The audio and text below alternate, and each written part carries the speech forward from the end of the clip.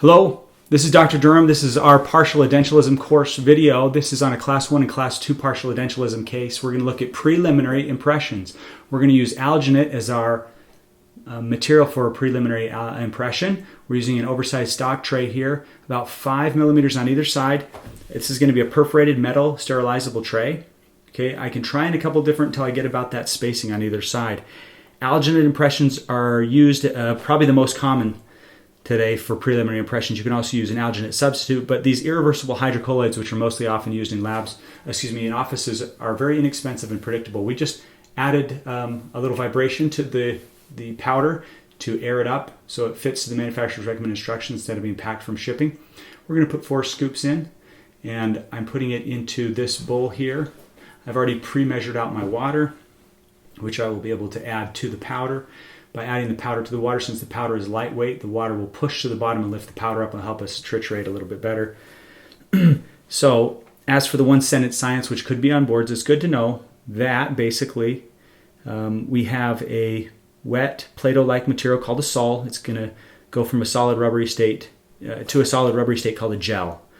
And for the basic science, we have the sol will flow to capture the edentulous ridge's anatomy, and then after about 2 to 5 minutes from the hand mixing in the water, the alginate's high molecular weight copolymer of, here, get ready for it, anhydro beta delta and manuronic acid, which is stretch. How do I remember that? I think of a man, Stretch Armstrong, the man, manuronic, will fuse with the anhydro BD gluuronic acid for stability. I think of glue to help stabilize things. So I've got gluuronic, which is stability, and manuronic, which is stretch.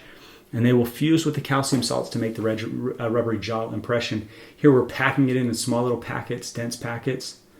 Okay, you saw me mix it, you saw me triturate it and smash against the sides of the bowl to pick up the powder. Okay. Now, what I'm going to do is I'm going to wipe some on the occlusal surfaces. I'm going to let the material lead me so I don't let the air bubbles get trapped in. That's a nice technique to make sure that the opposing isn't bubbleated. Now, I'm going to take the tray and I'm going to use my P90X impression on humans. Here it's a mannequin, which we'll be doing in class, and we'll just use the wiggle side to side, but largely the material will just fill in the voids. Now we're ready to go pour it up in stone. The humidor, here we go. Zermatt produces hydrogum 5, and they do not recommend putting a paper towel around it. They just want you to use it in an airtight bag. This water was pre-measured at room temperature. I have the stone weighed out. Okay. Here I'm going to choose to use a type 3 dental stone. Okay. To make a custom tray, which is our goal, we have to select our dental stone to pour in our alginate impression. The desired traits of a stone cast for a custom tray are moderate strength, moderate anatomical reproduction, and low cost. This is perfect for that. I'm going to spatulate, get it pretty wet, get the particular particles fused in. Then we're going to pour it by thixotropic energy into the alginate impression. So stone is actually kind of interesting to me. There are 5 types of stone that could be on boards. We only really talk about 4 because the 5th one, the first one, which is no longer used, is the plaster, which was used for impressions. It's just not very common, so we don't really talk about it. But they're all basically the same stone. It's just the pre-processing is different. Okay, they're all basically calcium sulfate hemihydrate. That when mixed with water, they become the stone. So here we're using thixotropic energy to fill the void of the alginate impression. And we'll be able to make a base with this by adding to the top. Because this is not the most critical, we're going to put wax over the top of it to make a custom tray. I'm not super worried about the accuracy here. So by doing a base and just turning it upside down on the base, letting the material, even though it will weaken it, letting the material sink to the base isn't a big problem here.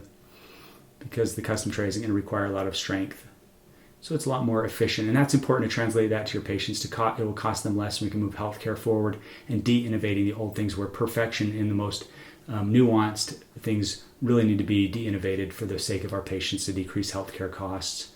Okay, so here I'll just add the base to the top, which is routinely not done, then I'll turn it upside down and let it soak down. So that's the preliminary impression and the stone model. We're now going to turn our time to make a custom tray in the next video, okay?